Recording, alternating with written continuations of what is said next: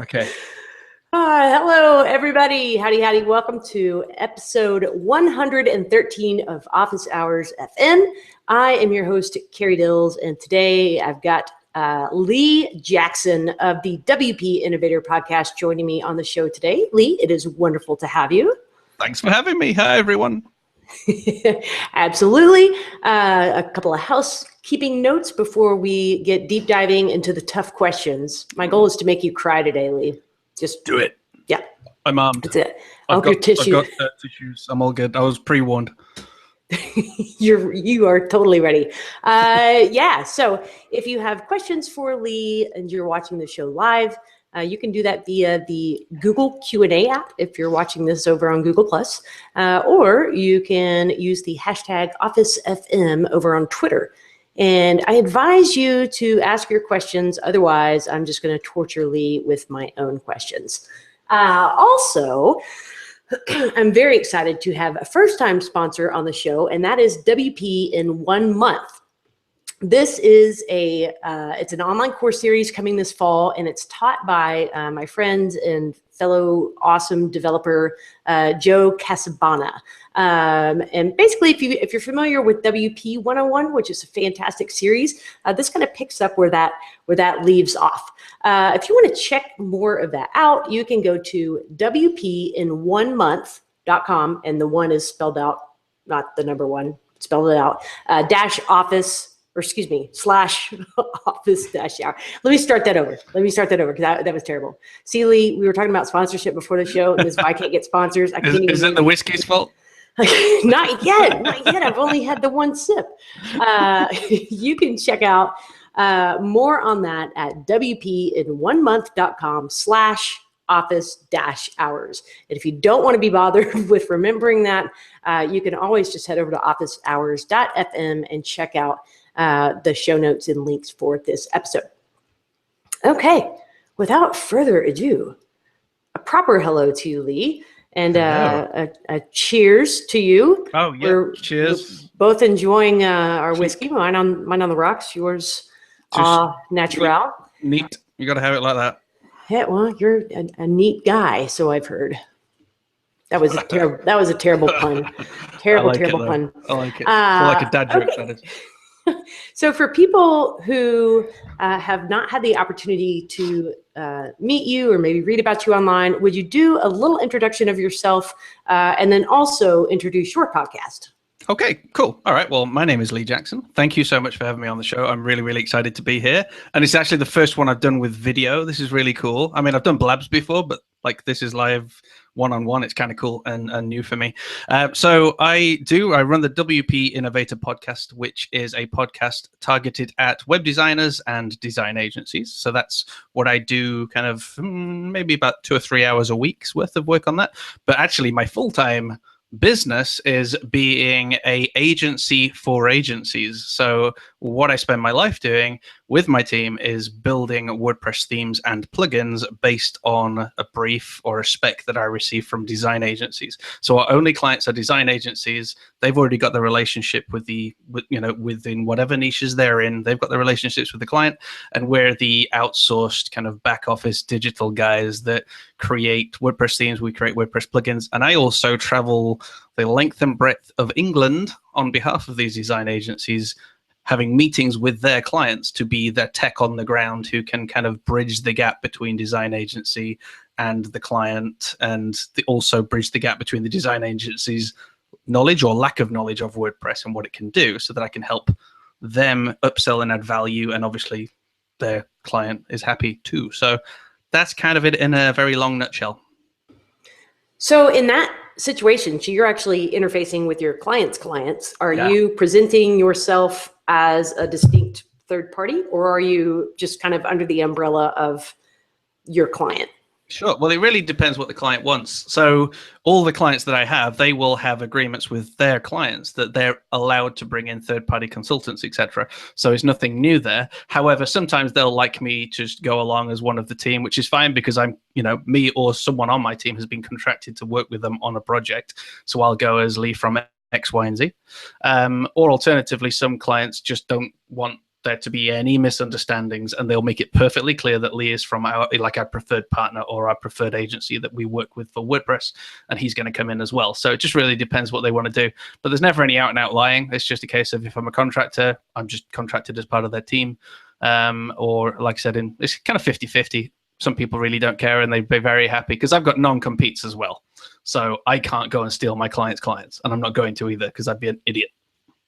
Yeah, it's not really too good for business. No, exactly. Okay, I do need you to pull your camera a little bit because I can almost barely even see your glasses now. So there you go. We are welcoming. I can see myself like fully in this little preview down here. Can you now? Yeah. Well, Well, cool. I couldn't see you all, and we're all good. I wanted to see your eyes and part of your head. I'm also sitting lower in the seat. How's that? There you go. There you go. So I hope I haven't made you an unergonomic for this hour. It's fine. Don't worry. It's interesting. So I've done work as well where I've been just kind of rolled into the one vendor, and also where I've been presented as an outside party. And yeah, it just kind of depends on the situation, I guess. But let's see. So how did you move into this? Like, were you the agency doing client work at one point, and then you kind of niche down into this being the agency for the agencies? Nope, but I'll tell you the story. Long time ago, many years. No.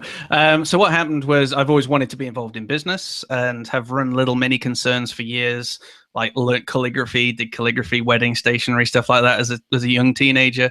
And then always built websites on the side of whatever job I had. So mainly kind of worked my way through IT, doing IT. Eventually got to IT manager in one company and kind of like aged something like 25. But the whole time I was always wanting to really do programming. I did the IT thing because it paid, but really I wanted to do programming. So at one point I had the opportunity to join a design agency who were just designed to print.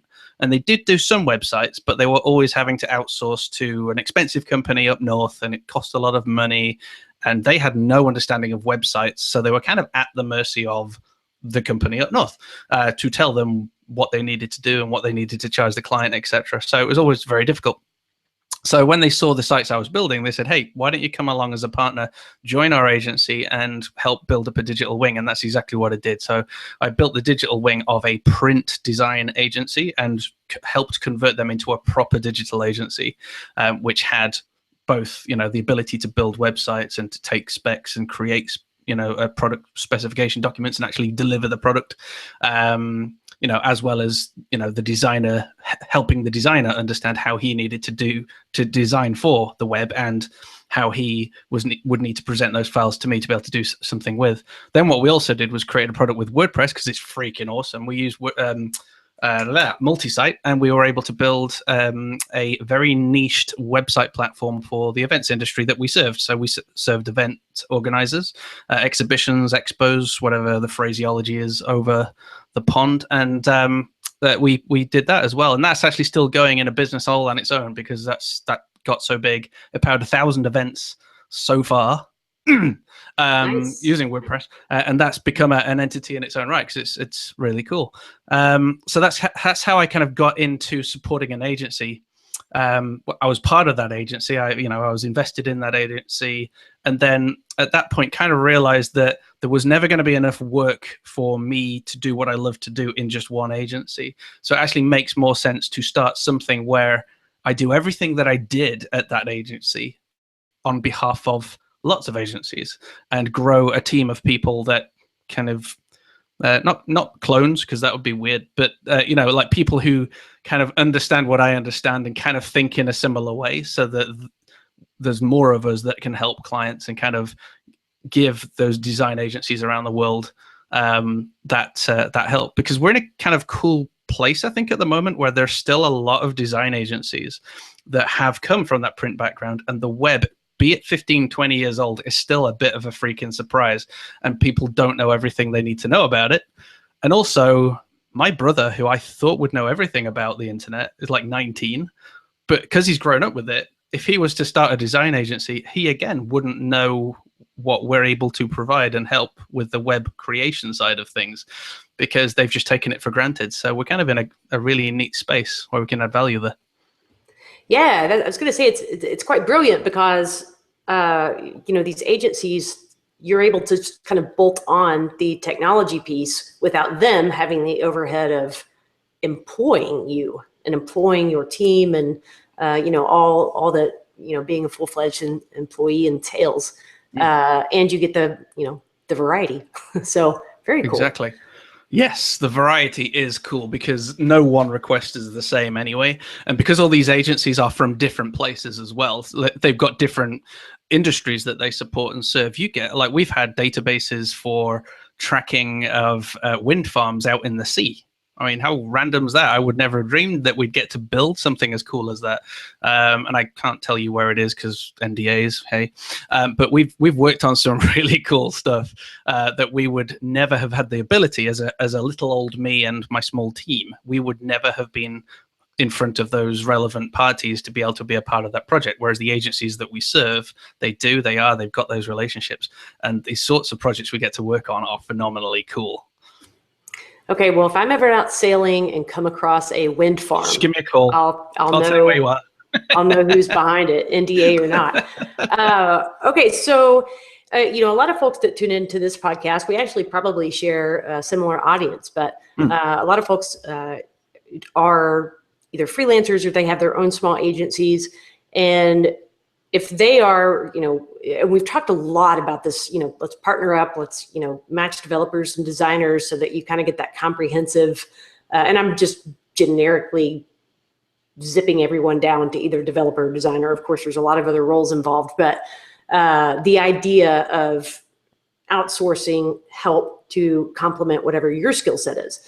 But the big question that comes up here is, how do you find those right people to partner with? And in your case, how do you find these kind of old school print background agencies that could use your service? Are you, do you just have amazing marketing, or are you like cold calling, or how are you kind of finding your client list?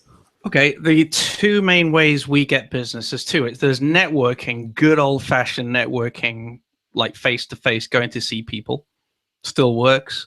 And the other way is through social media, literally. And most, probably about 80% of, well, yeah, I know the figures, 80% of our business is through social media.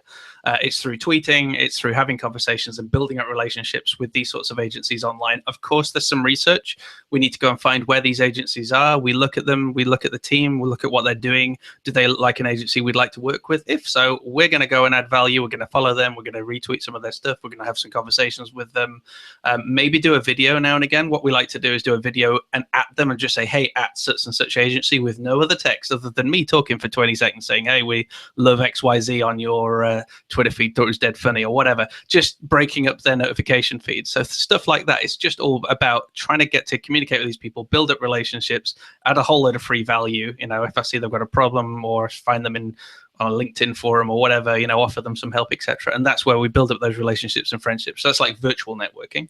And there's no science to it. I don't have like the 3-step program to generating leads on social media. It just seems to happen naturally by chatting and being an idiot that I am, tend to be on Facebook and Twitter in a professional manner. Idiot, obviously. And then the press the flesh sort of stuff is just going out doing normal everyday networking with a very simple message, for me at least, is I am looking to connect with design agencies. So obviously I'm going to try and give referrals and help to anyone that I meet and build up relationships with. So that means when I go networking, I will make friends with the plumber. I will try and get the plumber business, etc., and all that sort of stuff, because I know at some point he's going to need someone to do his business cards, and he's going to chat to that guy who does his business cards saying, hey, you're a great designer, have you met Lee? And that's the other way that I tend to get a lot of introductions, especially to local agencies. So we've got a lot of agencies all around the world, but we also, and they're 80% of our business, and then 20% of our business is local, generated from the press the flesh, out and about networking. Well, you actually answered one of my questions, which was going to be local versus non-local. I love the personal little 20-second video, and like you said, break up the monotony of, you know, an email introduction or a Twitter introduction. That's really creative, and of course, fit your personality. Yes, and that was Sarah Moore who did that. Sarah Moore, she's actually speaking at WordCamp in Sydney soon. She's brilliant, and you should really interview her at some point. I've had it twice on my podcast. I'll send you a link later. Yes, I would love to. She's spent 6 months teaching us how to be better at social media and to give us a really good strategy. And you know, everything I've just said, I thought of none of it. It was her learning about who we were and then giving us all of this advice. And I've got literally a beautiful 4-page document that I read every month, reminding myself of these key points that she advised us on and that were built specifically for us. And it seems to work. And if it ain't broke, don't fix it. We just keep doing the same thing now over and over again, rinse and repeat. And it seems to be giving us new opportunities and new connections.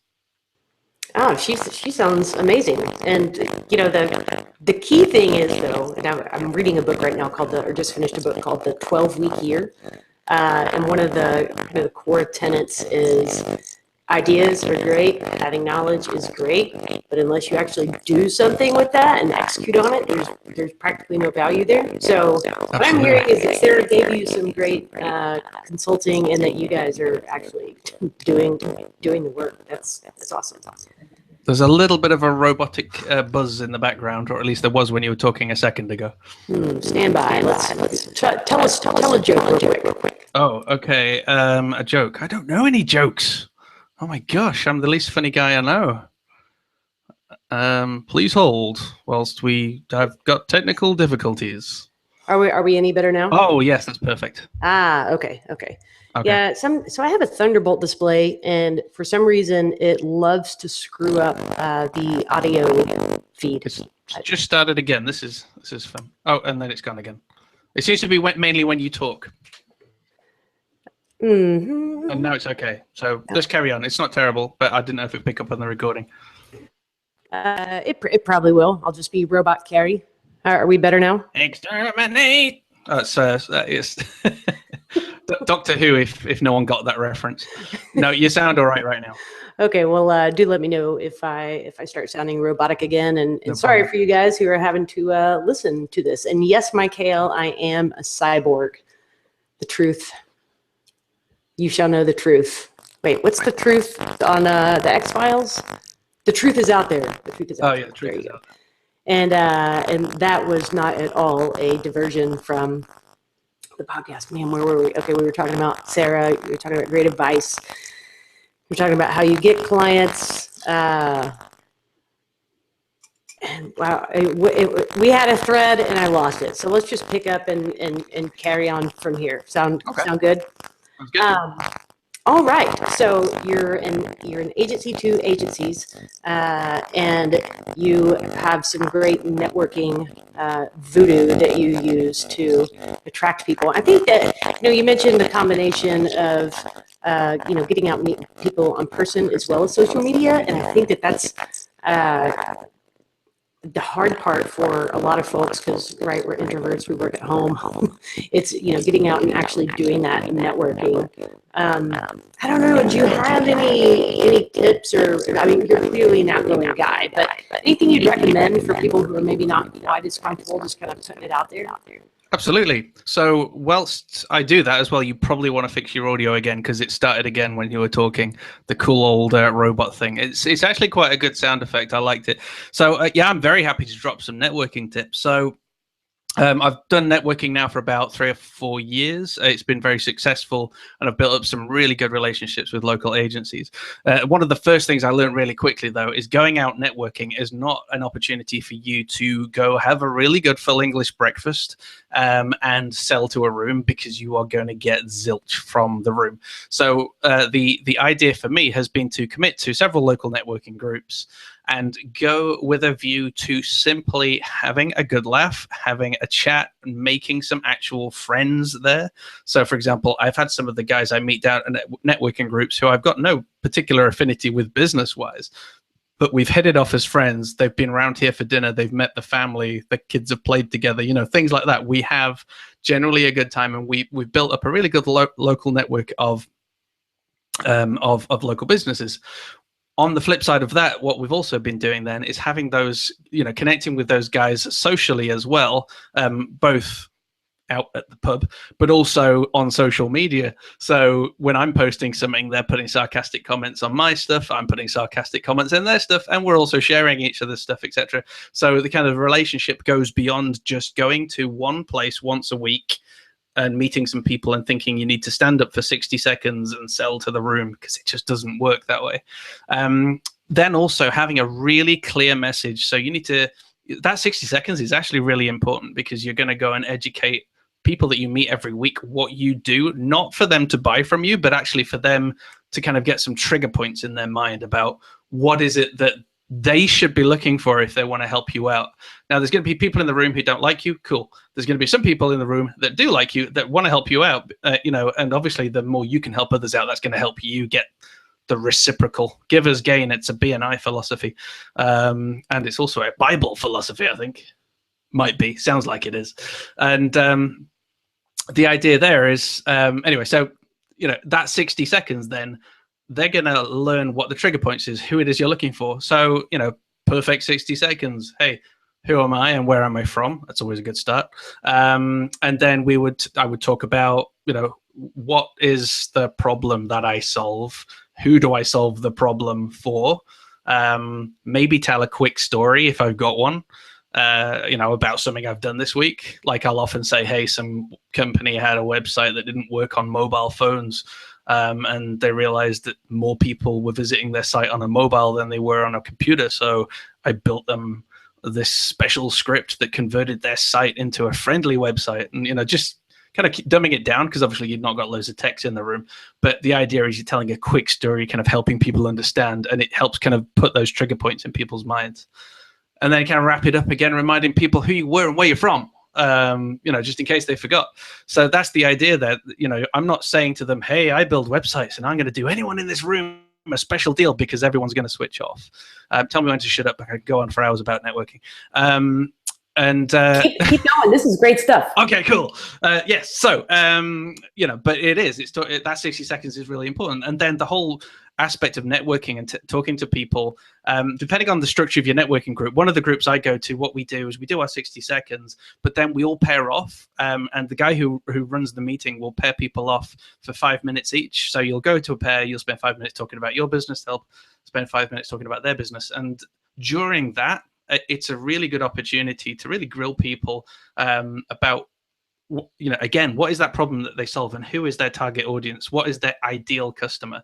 And if somebody says, oh, everyone, try and get right down to something that is really freaking specific, so that you can, it's like a plumber. Anyone with plumbing needs, well, that's kind of vague. So let's get down to what is the best type of plumbing job for you, mate? And tell me about a plumbing job that you've just done recently and who it was, and just a little bit about that story. And if they can tell you a story about a lady who lived on her own, who had a problem with her central heating that kept failing in winter, hey, I've already got a story that is now lodged in my head, that when my mother-in-law's mother, who had that problem, has that problem, I know the guy to go and fix that, because I've got the story and the interaction with that guy as well.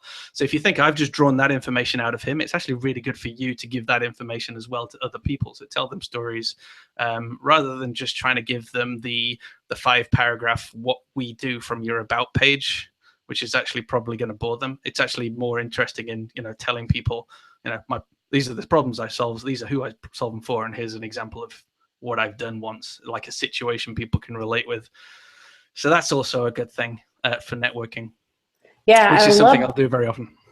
I love the story, the addition of the story, because it's easy to, we know what we do. We live it in and out every day, but explaining that to someone else, their eyes might glaze over, or we might think that we're dumbing it down to everyday speech and still come off sounding like a robot. Well, don't mention WordPress. Don't mention, that people, because they'll go, now you're using Microsoft Word. That's the thing I fill in, isn't it? No, don't mention WordPress. Nope. So don't tell them how. Just tell them what the problem is. Sorry, carry on. Excellent. Oh no, I was going to say that actually reminded me. Have you ever read Book Yourself Solid? No, it is on my list though for 2012. What am I talking about? For 2016, I have a list of 12 books, which is where the 12 came from, that I have to read this year. And so far, I'm only 2 in, so I've got a lot of catching up to do. It's all right. Don't beat yourself up over it. But some of what you're talking about sounds some principles from that book. So maybe you've already. I mean, you can just say that you've already read it. And yeah, I read that book by that guy or girl. Brilliant. Move on. Brilliant. There's a Guinness commercial where they say "brilliant." Makes me think of that. Don't remember that. Wow, it is a quiet day on the Twitters. For those of you who are tuning in live, don't be scared. You can ask Lee questions using the hashtag OfficeFN. Okay, so I was stalking your website, leejacksondev.com earlier, and you've got, what is it, six employees? 7? I have 3 full-time employees, and I actually have the rest on contracts with me. So we're doing contracted work with those guys. So, okay, so but remember, on the internet, you can be as big as you want to be.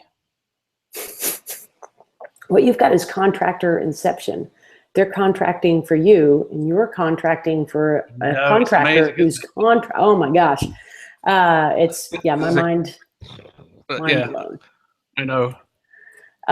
So, but bear in mind that the clients that I probably deal with are more than likely, hypothetically, charging a humongous amount of money for what they are doing for their client.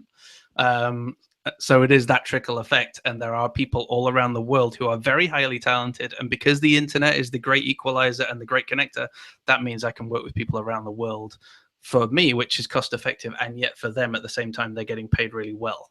So yes, it is a weird trickle effect, kind of mind-blowing, but also really cool. Yeah. Sorry. Well, how, like, hiring that very first employee, I'd love to hear kind of some of the story about what what led up to your, oh my gosh, like I need somebody immediately. And then how did you find that person?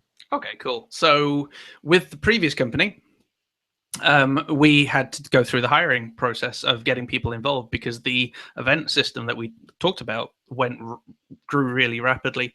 So we basically kissed quite a lot of frogs, and they didn't turn into amazing developers or princes, fortunately. But then we found like Diamond, that guy who was just brilliant, and he got what we were about. He was based in India. Me and him made really good friends, which is really important. I think if you're going to work with people, you're going to employ people, regardless of what people say about being professional, I'd rather be freaking friends with people. And that's what happened. And me and him are still friends to this day. So we made friends. And then because I realized that we had something special going on, I then made him a very integral part of the hiring process, so that every other person we got on board for that business actually was very much spearheaded by him and me together, finding those right people, putting feelers out there, etc. So that means I still get to work with him regularly, even now, 8 years later. And one of the guys he helped bring into the previous business moved across with me when I launched Lee Jackson Dev, and he's worked with me since the beginning for the last 3 years. And he's been an absolute dream. And again, when we've needed contractor work, both him and the other guy that I mentioned, both are on the website, help with the hiring process for finding other contractors, to get other contractors involved, which is brilliant. So it's very much about making friends, and then when you find the right person, getting them involved as well in finding, because they're going to have to work with that person as well. All 3 of you or all 4 of you need to get on well. So that's that story. But then there's another story, which is magical and mystical, where I met a girl who works with me now, who's an apprentice, and she's freaking amazing. Her name is Larissa, and people will have heard of her from the podcast because I drag her onto it, kicking and screaming, just to get her some kind of airtime. And she came to me with absolutely no knowledge of programming whatsoever, other than she was 17, knew she wanted to get into the IT industry of some type, knew she wanted to know how websites worked, but had no idea how they worked. And she liked Marvel, which was actually my first interview question. Do you like Marvel or DC? And she liked Marvel. So we instantly had a connection there. That was awesome. And during that meeting, I didn't care what her technical skills were. I just had a cool chat with her to work out whether or not I thought we were going to get on and be friends, and whether or not she really had a curious mind. So I asked her questions about, does she know how such and such works, or what she thought about, and she's got this like real passion for science and physics and stuff like that, because she finds it interesting and listens to stuff and reads about it. And that's what I do as well, which is cool.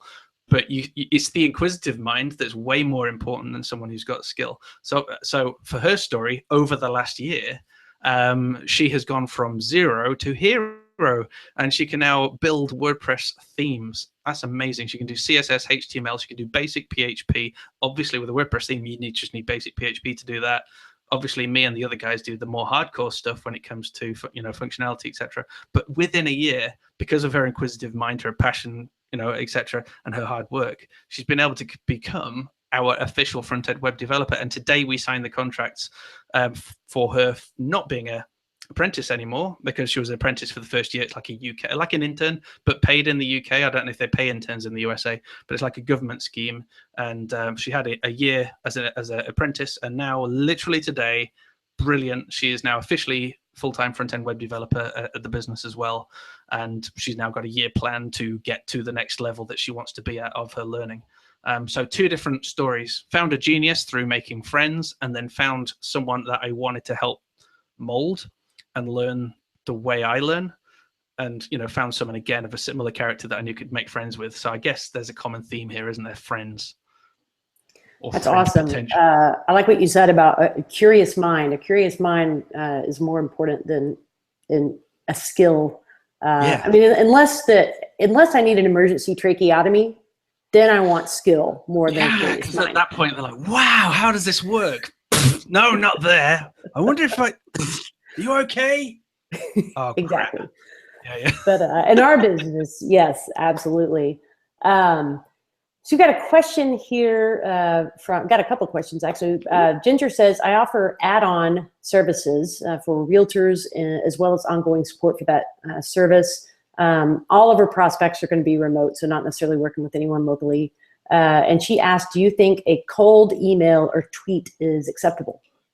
I've never done them, so I don't know. I know, well, in our previous business, we would send massive email campaigns out to people and get crickets back. So we eventually learned that actually going out to some of the events that were happening and going to meet people worked for us. So I've never had any success with cold calling or cold emailing. And I knocked that on the head about, well, when I started this new business, I never bothered doing any cold emailing or calling. The only thing I've done, which could be coldish, is followed someone on Twitter, started retweeting their stuff, answered a question, or just said something I liked about their Twitter account to them over Twitter to start a dialogue.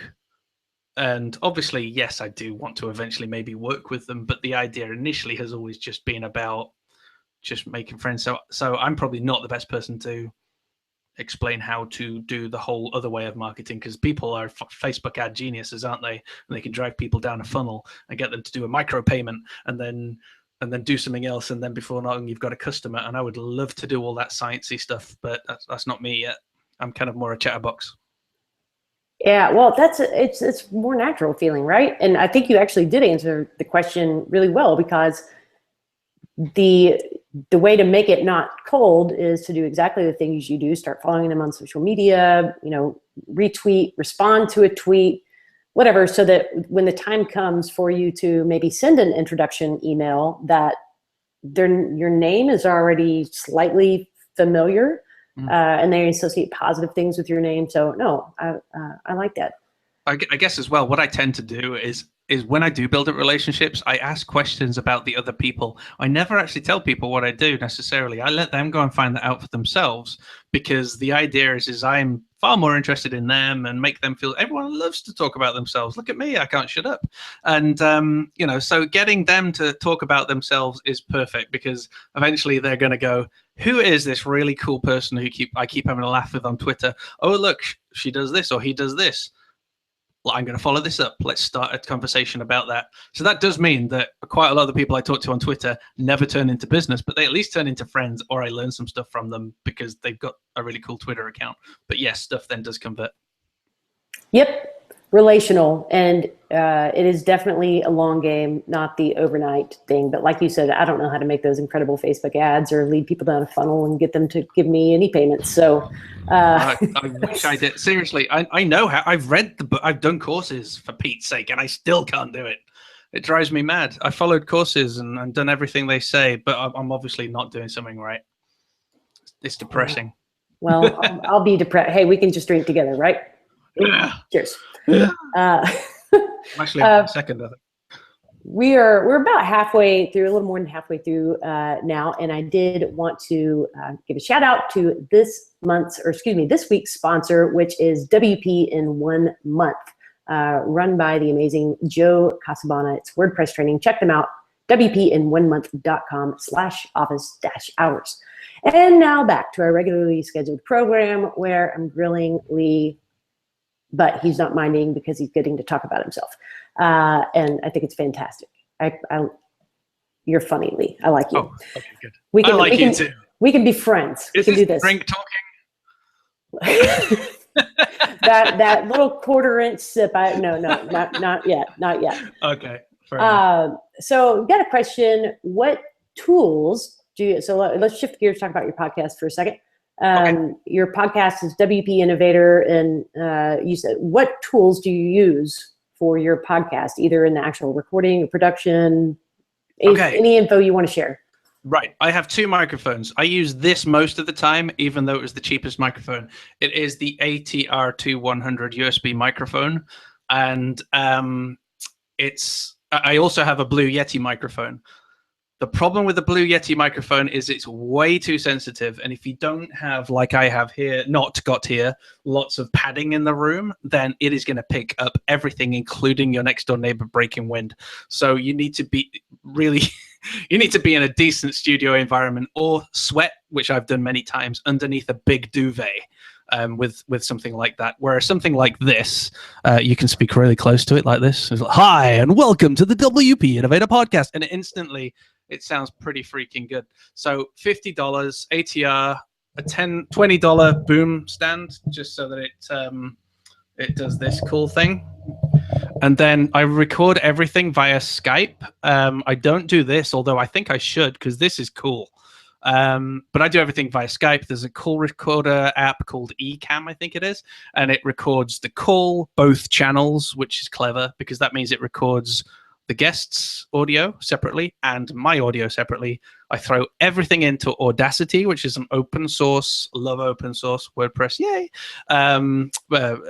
audio editor, and then I'll do it's the same thing. It's rinse and repeat. We'll do a normalize, because usually someone's audio is really heavy. We'll then do a quick noise profile. We'll then do noise removal. Then we'll do a compressor, because some people don't have good microphones, so you're going to need to do a bit of a compress. We'll do a bit of bass equalization, just make it sound a bit more bassy and cool. And then again, we'll normalize it again, and then we'll just listen with our ears to make sure that both channels, them and me, sound a similar level. Then I confess, what I sometimes do is, if I've asked a question and it sounded a bit garbled because I was winging it, I might record me saying it a little bit better and splice it in as well with Audacity, which is cool. Whereas Carrie's well brave because she's just doing this live and unedited, raw. And then when we get to WordPress, I then use Libsyn. I upload the audio to Libsyn, something like $20 a month. I get reporting and all that cool stuff. I'll upload it. I'll do the show notes in there. And then I use Hanny Moira's really cool plugin, which is, now I can't remember the name now. It's Simple Podcast Press, I think it is. Simple Podcast Press. And that hooks into iTunes, and it pulls down my beautiful latest audio, and it creates a page automatically for me. And then all I do is jump on, having used Canva to create a pretty image, because I'm actually not a designer. I'm a coder. I put an image as best to my ability with Canva onto that post, and then I share like crazy. And then lastly, Meet Edgar is freaking cool. If you don't have Meet Edgar, what that is that's a meetedgar.com. That is the ability to build up a library of tweets that get reused, because it is not a sin to tweet the same thing over and over again, as long as it's random and you've waited at least a few days. But also it sucks in RSS feeds as well. So I've got my podcast RSS feed going into that as well. And then 12 hours a day, so it's every 2 hours, we're tweeting out some information or something from the podcast as well. So that kind of automates that process. So it allows us to then sporadically share stuff that we like to during the day naturally, and also engage with people. Whilst Meet Edgar does all the kind of automatic sharing as well. So that's kind of from recording right through to sharing it with the world. Awesome. That is as thorough as I was hoping it would be, says Joe. Okay, so a quick question. Have you used Buffer app? Yes. How does that compare to Meet Edgar? Okay. Buffer's probably changed a lot, and I think Buffer realized they needed to do the library option because it was a pain in the backside for people to have to create spreadsheets of tweets to re-import them back in. So I guess it's a lot better now, but I'm just so sold on Meet Edgar, it's just pointless changing now. So I didn't really like it when I used it, to be honest, with Buffer. One thing I found, for example, that really frustrated me was like I'd be hooked up to Facebook, Twitter, LinkedIn, and all that sort of stuff. But for whatever reason, everything would go out of sync. And then suddenly certain tweets weren't going out, but Facebook posts were. And then before I knew it, I had 40 scheduled tweets, 12 scheduled Facebook posts or something, and then 20 scheduled LinkedIn posts. I just found it really confusing and annoying. Whereas again, with Meet Edgar, all I'm doing is I'm curating content, and I've set a schedule once. I set that schedule up, don't know when, and that just keeps going. And if I don't put any more content in for the next month, it doesn't matter because it's just going to keep reusing the stuff that I've got. And it's just dead helpful. So I imagine that everything I've described is probably now possible in Buffer, but you know what it's like when you find the tool that just works. You just don't bother changing it, do you? Because it does the job. So yeah, Meet Edgar. Meet Edgar. I will have to check that out. A previous guest mentioned it on the show, and I never clearly got around to thoroughly interviewing it. I use Buffer, but frankly, it's and it has gotten better over the years, but it is still disappointing. You can now like retweet or reuse a previous tweet, but it's not the library that you're describing. I think with Buffer as well, they had the advantage of being one of the very early tools. So they're kind of still riding that wave and they'll probably be able to ride that wave for quite a while yet. But if they don't change and don't add some cleverer, that's not a real word, tools like they're doing in Meet Edgar, then I'd worry for them. But again, Meet Edgar was built by a lady. She was actually on the John Lee Dumas podcast, Entrepreneur on Fire, brilliant freaking podcast, and she was interviewed about a year ago. And she's actually a social media specialist, and she realized how frustrating it was for herself curating lots of content into spreadsheets that she was then having to reuse, and people were essentially paying her to copy and paste stuff out of a spreadsheet and import them on a monthly basis, and it was just a frustration. So that's what her and her husband partnered together, and they built Meet Edgar to be all about content curation and setting up a schedule. And they've got a great community. There's a Facebook group on there as well, which I'm a part of, and people share their schedules, what works for them, what doesn't work for them. $50 a month sounds really expensive, but I think Buffer's like $100 a year. But what you're getting from, the amount of time you're saving with Meet Edgar, and also the community and the cool content they put out, I think it's definitely worth the money. However, Buffer's blog is also blooming brilliant as well. They've got some great content on there. I just have to stop for a second. And I'm always a little bit of a sucker for people with accents, or at least not U.S. accents, but schedule. I really like that. Schedule. Sorry, I've been trying to say Z several times because I know you guys would not know what I meant if I said Z. Z. As in said? No, Z was in Z. Was in the letter. Oh, I got you. Okay. See? Interesting. Yeah. Got confused. Oh my gosh.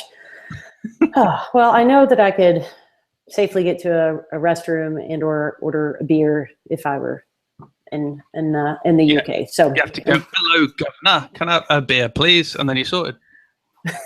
There you go.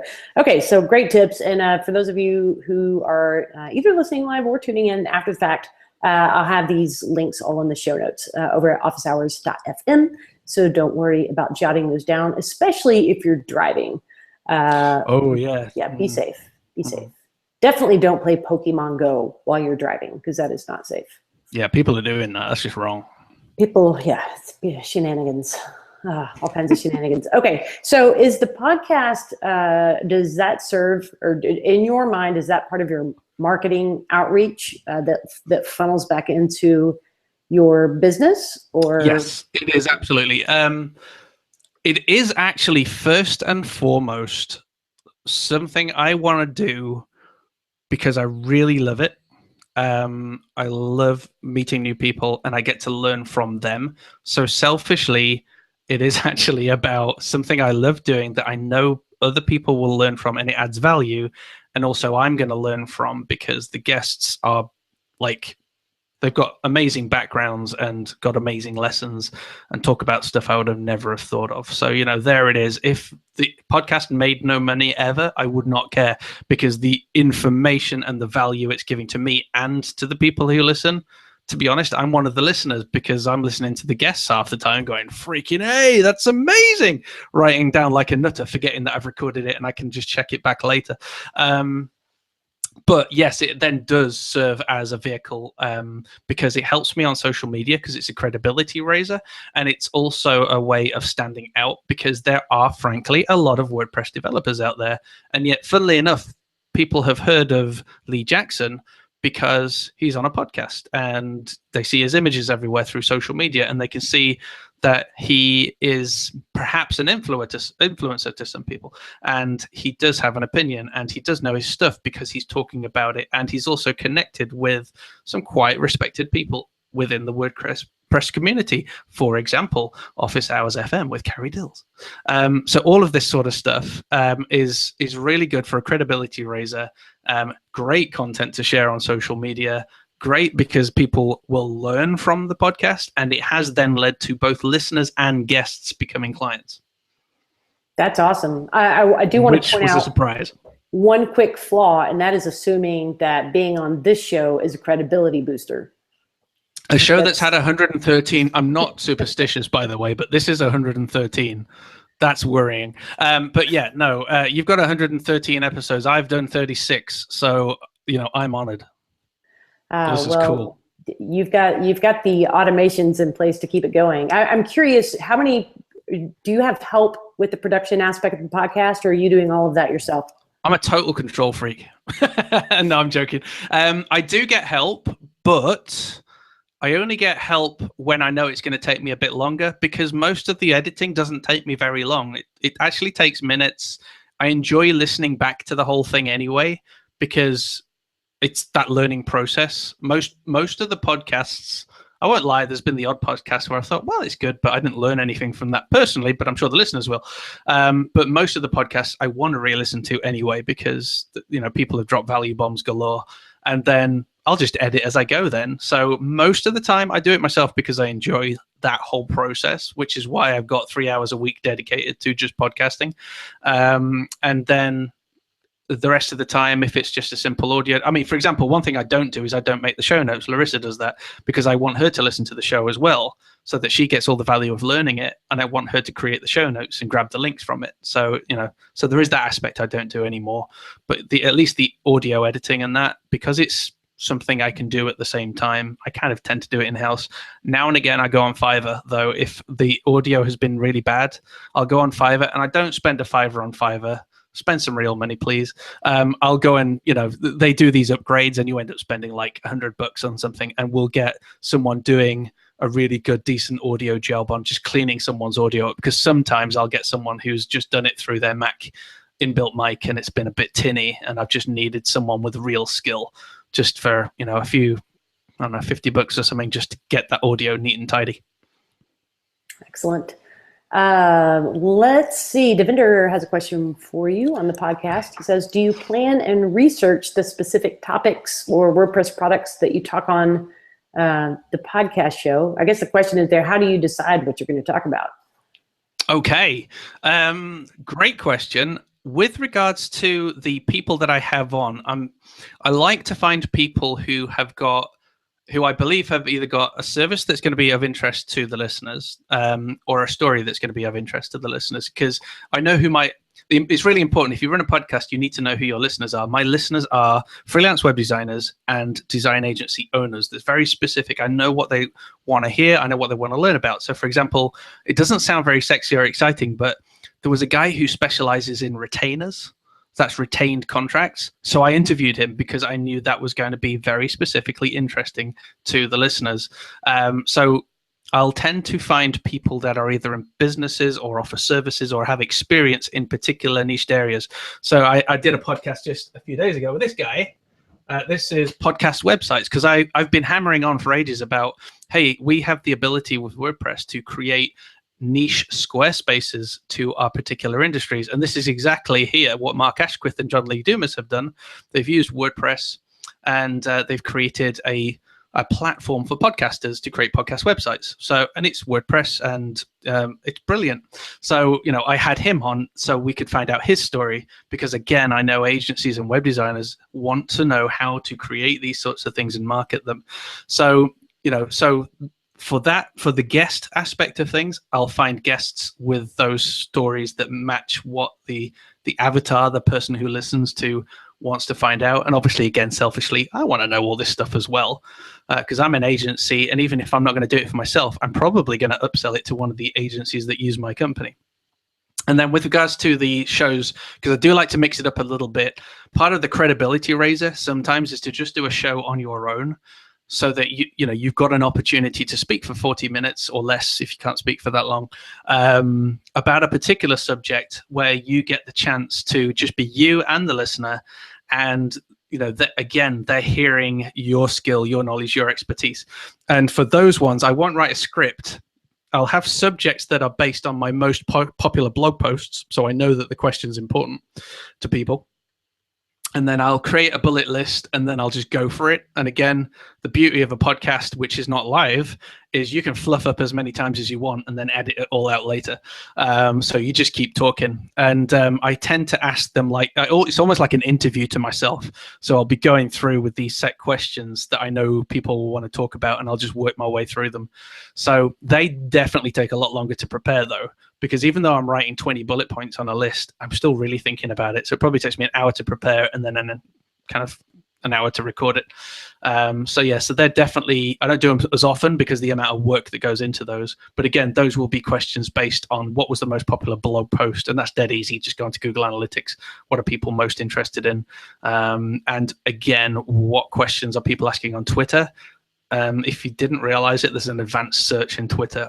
I only found this out like 6 months ago. And you can type in like hashtag WordPress and then kind of like connective phrases, so that you can then just boom, a whole lot of questions come up about WordPress, and then you can see who's asking those. And that's a real good source for me as well for topics, both for blogging and for the podcast. Great tips right there on the advanced Twitter search. I'm curious, and again, this is for the benefit of me, because I get to have awesome guests on and pick their brains, like you mentioned you do. So when you do those episodes that are just you, is there any? Can you see any difference, either decline or bump in listens per episode from your average? No, they all seem to be pretty much the same. So yeah, no, it doesn't seem to make a difference. Actually, I think one of the things that I have found is when it's been mainly me and or Larissa with me, I found that they actually are the ones that seem to engage most in the Facebook group that we have. So every episode, I'm always encouraging people to join the Facebook group to have conversations in there, because that's now a source. Should have mentioned that, shouldn't I? That's also a source of questions that come up, which then influences either guests or spoken podcasts that I do. But yeah, if I do a podcast where it's me or me and Larissa together, they seem to be the ones that people will respond more to in the Facebook group than most. So that's the only difference. But the actual listener downloadership is usually around the same. Interesting. Yeah, I'm always curious about stats. So you're an audio only podcast, but you mentioned that you're kind of digging on the video format. Do you think you'll put you I on the like spot? You it. think you'll give it a go? It's really good. It's like no more barriers. I can't hide behind anything. Well, you know what? It saves you a whopping load of time trying to do the production later on, because it's really hard to edit video. I mean, I could make my mouth move. It just looked like one of those old kung fu movies translated to English. Yeah. So yeah. Let's see. Devinder asks about Beaver Builder. Yes. Love Beaver Builder. Sorry, Loving what was on the Beaver. question? You've got a new plugin. You want to share a little about that? How do they know? Okay. I shared it in the Beaver Builder group. That's why. Yeah. Okay, cool. So Beaver Builder, brilliant. When Beaver Builder first came out, if you don't know what it is a visual builder for WordPress, and many coders may go, but it is absolutely brilliant. It's lightweight. It's not like Visual Composer. Sorry to swear, guys. If you like Visual Composer, sorry. It's not like Visual Composer. It's a nice, lightweight visual builder that does work in the content area. Let's go geek. That's the _ content, open, close brackets. It works inside of there. But they've essentially implemented or integrated insert page content plugin, which is an open source plugin from WordPress, which allows you actually to create essentially entire themes if you know how to do some basic PHP code, and you can then visually build your headers, your footers, your sidebars. You can then give the client the ability to build out the middle, as in, the little content area, but you can also then prescribe designs that you have done for them to drag in. So you're keeping them on brand. They're not like doing Comic Sans red centered and you want to punch them. They're actually doing what your designer, or you as a designer, if you're a designer, will have designed. So you're keeping them on brand. So it's really clever.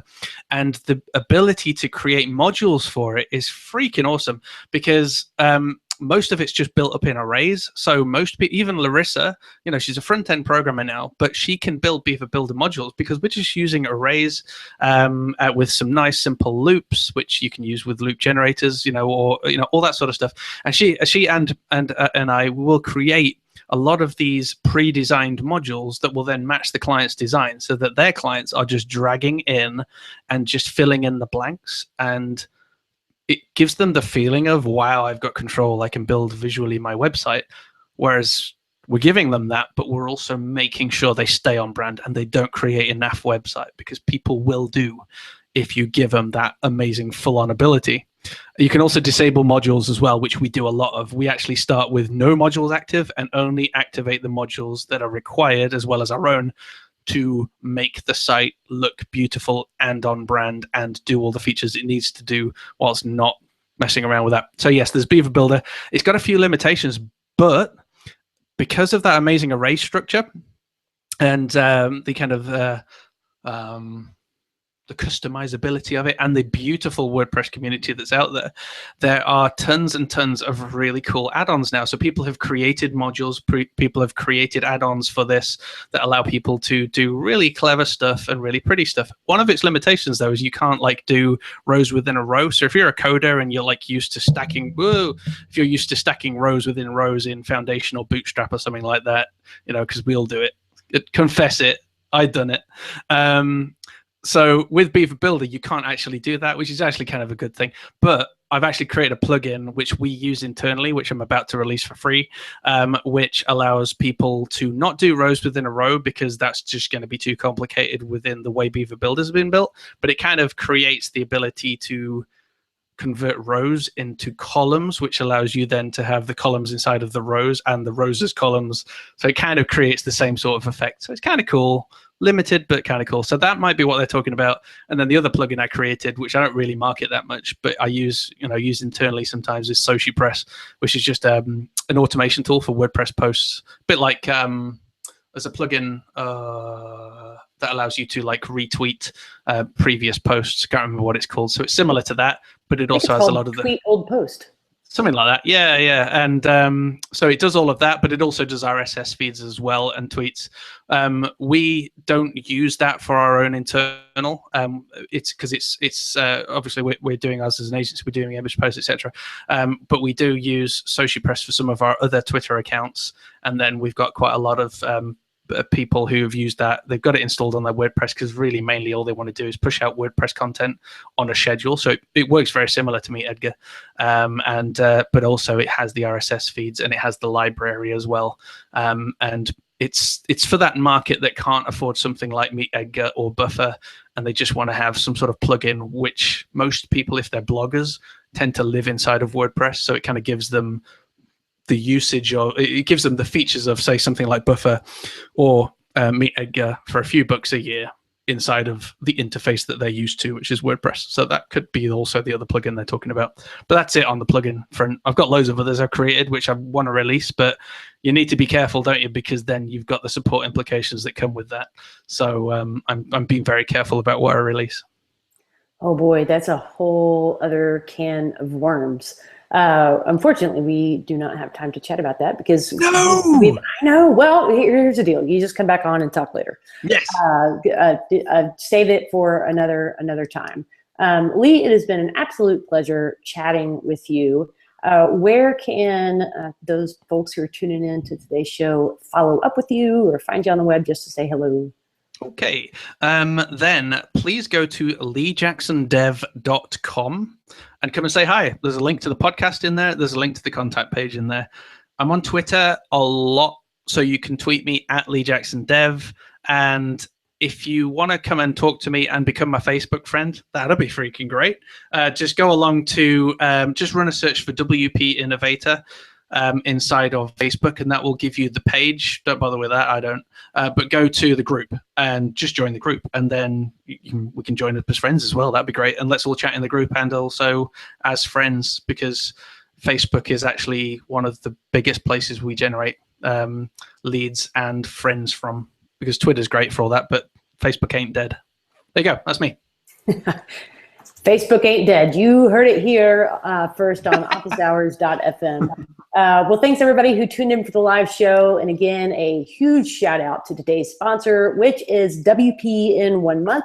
Let me get that link for you again. This is, they're going to have custom webinars for plugins and theme developers, all kinds of great educational material coming your way very soon. So you can head over to wpin1month.com/office-hours. Sign up on the newsletter over there, and I'm pretty darn sure you'll get a discount when it rolls out, if that's something that you're interested in. And again, I'll have that link and all the other links mentioned on today's episode over at officehours.fm. Thank you guys for tuning in, and I look forward to seeing you next week. Bye. Thank you. Bye.